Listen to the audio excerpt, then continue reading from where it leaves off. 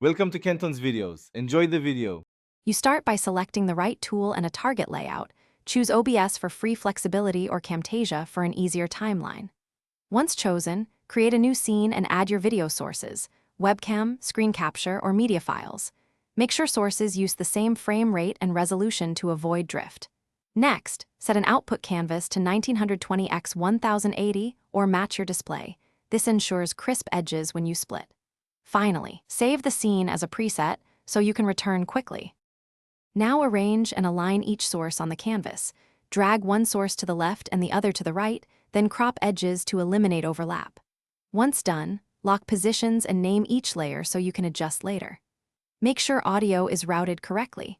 Choose one master mic, mute redundant tracks, and apply a sync offset if the camera audio lags the screen capture. To polish, add a 2-4 pixel border and basic color correction to separate visuals. Start with a short test recording and review playback to verify sync and composition. If everything looks good, begin the full capture and monitor CPU/GPU usage. Lower bitrate or disable preview if frames drop. When finished, export using H.264 at 1020 Mbps for 1080p and keep the original frame rate to avoid stuttering. If problems occur, make sure drivers are current. Close background apps and